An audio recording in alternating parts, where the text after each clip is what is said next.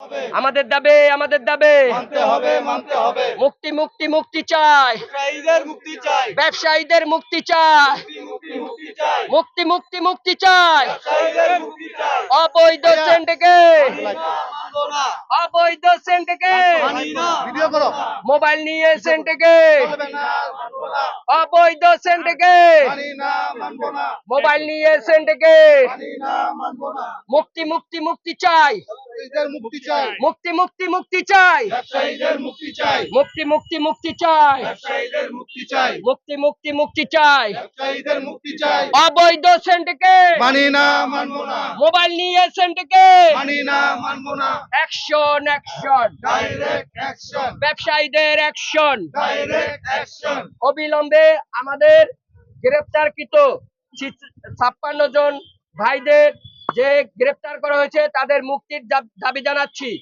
আমাদের বর্তমান আপনারা জানেন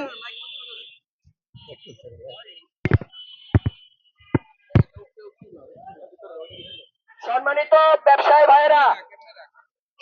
ব্যবসায়ী ভাইয়েরা আপনারা জানেন যে বর্তমান 9টি সিন্ডিকেটের কাছে এই মোবাইলকে জিম্মি করার একটা পায়তারা করতেছে এবং এনআইএন নামে একটি দুর্বল সফটওয়্যার দিয়ে আমাদের ডাটাকে ভারতে পাচার করার পায়তারা চলতেছে।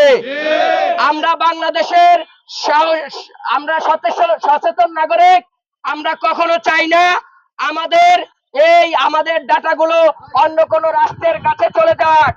তাই আমরা এই বঙ্গ অনিয়া এনআইআর বাতিলের দাবি জানাচ্ছি। এই এনআইআর এটা এমন একটা সিস্টেম, যে সিস্টেম যদি বাংলাদেশে চালু হয় তাহলে এই ভারতের এই সফটওয়্যারের মাধ্যমে আমাদের সকল ডাটা ভারতের কাছে চলে যাবে।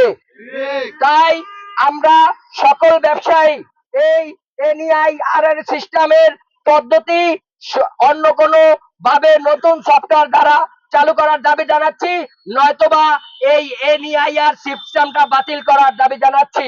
আপনারা জানেন বিগত সময় আমাদের যে সকল মোবাইল ব্যবসায়ীরা আন্দোলন করেছে, চলমান সেই আন্দোলনে আমাদের ব্যবসায়ী ভাইদেরকে গ্রেফতার করে রাখা হয়েছে, তাদের উপরে নির্যাতন করা হয়েছে, তাদেরকে রিমান্ড দেওয়া হয়েছে। ব্যবসায়ীরা চোর না, ব্যবসায়ীরা বাটপার না, ব্যবসায়ীরা ছিনতাইকারী না। ব্যবসায়ীদেরকে এই অমানবিক নির্যাতন করে রিমান্ড দিয়ে তাদেরকে জেলের ভিতরে বন্দী করে রাখা হয়েছে। আমরা দেখেছি জুলাই এবং আগস্টে আমরা একটি স্বাধীন একটা বাংলাদেশ পেয়েছি, যে বাংলাদেশে বাক স্বাধীনতা থাকবে, যার যার দাবি নিয়ে রাস্তায় কথা বলার সুযোগ থাকবে। আমরা দাবি নিয়ে রাজপথে কথা বলার জন্য নেমেছিলাম, আমাদেরকে গ্রেফতার করে আমাদেরকে বিভিন্ন ভাবে হয়রানি করছে।